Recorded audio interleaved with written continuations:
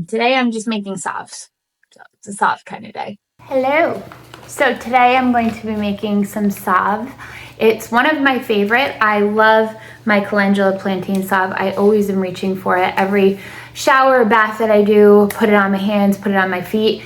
And I think it's been a saving grace for my hands and feet. Selfishly, I made it because my feet were disgusting last year. They were gross. They had hard, cracked calluses. My skin would crack. It was so dry. It was gross. My poor husband had to touch my feet at night under the sheets at night. It was rough.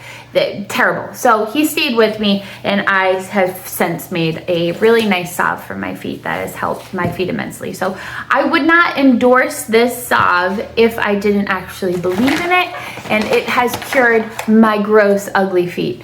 And now my feet don't have the same problem that they did last year. So selfishly, I made this for myself. It took me about 25 tries, and on the 25th try, I finally got it to where I loved it. And so that's what I'm gonna be making today. And I have a farmer's market coming up in a couple of days, and I left salve to the very end. And sometimes you just leave the best for last, and that's what I did.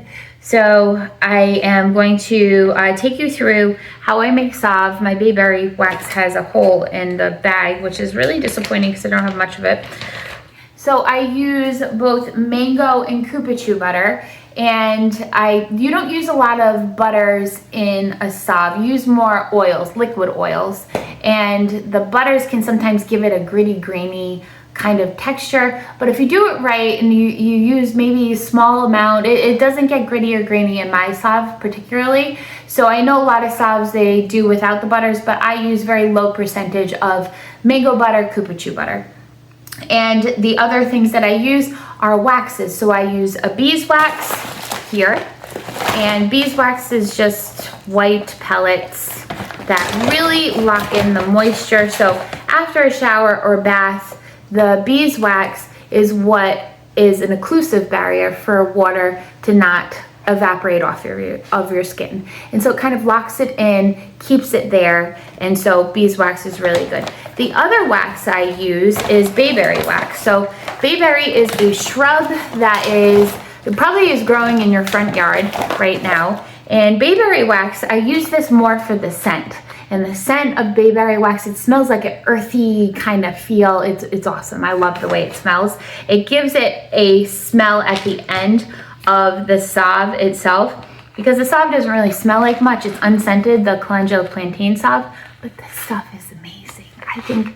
I love it. So again, selfish of me to put in the scents that I like, but I think this is a winner.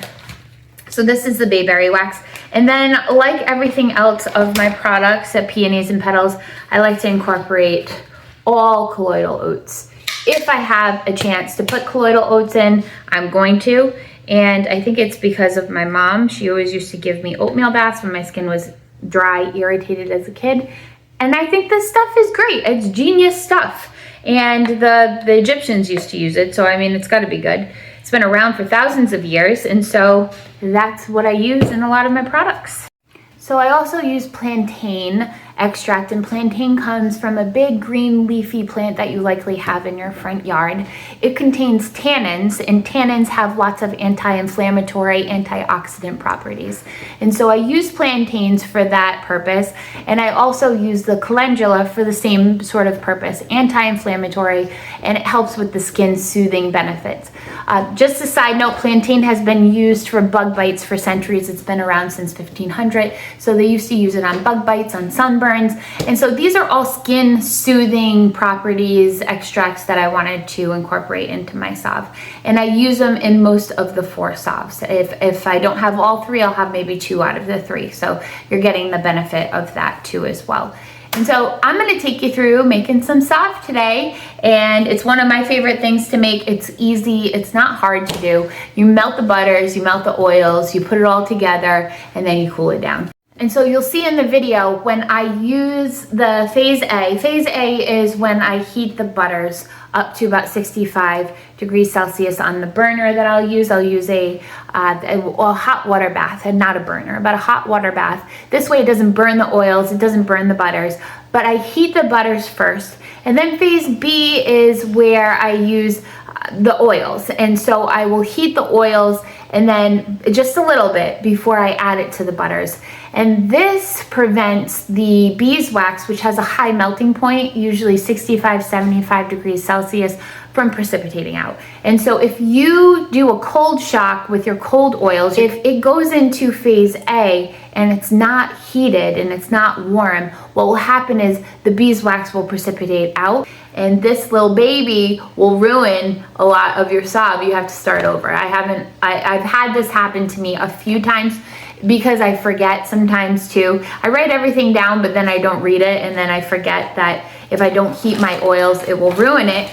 And so I've ruined a bunch of salve. And that's just part of the learning process. Sometimes you just have to do it a couple of times, and you know, I get mom brain and whatnot, so it's hard to remember it all. So make sure that when you're doing phase A, phase B, and you're incorporating the two, that you heat the oil the way you heat the butter, maybe not to the extent, maybe 40 to 50 degrees, but it won't cause such a drastic cold shock and then being like, "Wah!" and coming out of the solution, because you don't want that. That's it, really, and I'll take you through it. Bye. So I'm getting everything ready, spraying everything down, getting all the ingredients ready to make my calendula salve. I have my mango butter and my cupuchu butter, which I will be adding to the beaker. And so once that is added, then I add the beeswax. Here's the beeswax. Next I add the bayberry wax. And then I'm adding camellia seed oil. This is not heat sensitive, so I don't have to worry about it too much. That's the stearic acid, the colloidal oats, and cetyl alcohol going in. Now I'm going to put it in my hot water bath. And so this is phase B that we're moving into. So we're going to do grapeseed oil first. Hopefully I can make it with this. I have more downstairs. So tear this. This is a clean beaker, and I'm going to put in my grapeseed oil. We added safflower. In safflower, I'm going to do right here. Okay.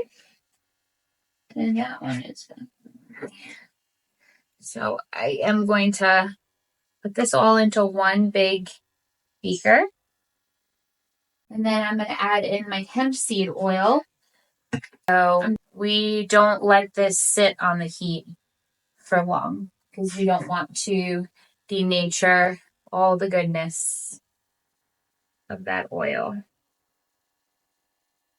And if I could get around the cold shock of just pouring in cold oil and having the beeswax precipitate out, if I could figure that out without heating this, I would. But that's the only way I have figured out not to precipitate out the beeswax and ruin all of your salve. Plantain is next. Again, that's that green leafy plant. Then now we're on the calendula oil. And so we're going to do calendula. This is the calendula herbal oil. And so, you know, the formulation is not an exact science either. Sometimes you add a little bit more than you want to do, a little bit. So it's give and take. I try to add the exact amount of what the formulation calls for, because you want to be consistent with what you make every time. But if it goes over by a gram, sometimes it's just the way it is. Okay, and vitamin E is the last thing that we use. And this is to protect it from rancidity. So it will prevent the oils becoming rancid. And so vitamin E is really good for that. Vitamin E, if you're using any type of oil or butter, you should be putting in vitamin E into your formulation. Usually it's about 1% of the oils and butters. And so since this is 100% pretty much oils and butters, I'm using 10 grams for 1,000 gram batch.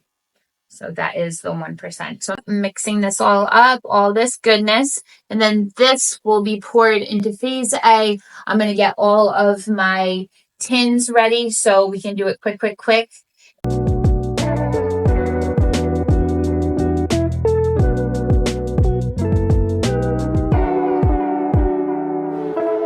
Okay, you can see that it's starting to melt down. We have the colloidal oats, the beeswax, the stearic acid, butters, and the camellia seed oil all in here. After about 30 minutes, it's completely melted, and we'll check the temperature on this. I also put phase B underneath it, so the temperature of phase A is 71.9 and phase B is 47.3.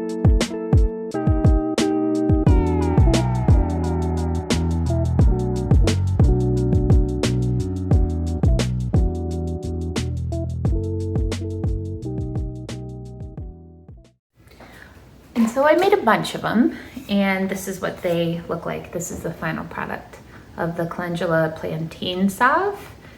And look how good that is. Nice, smooth salve. And so I have 14 of them. I won't sell 14, but then I'll use it on my kiddos. And it's for any rough patches, elbows, knees, feet, hands. I've already used a bunch of it and my hands feel awesome. Thanks for tuning in, and I'll see you next time.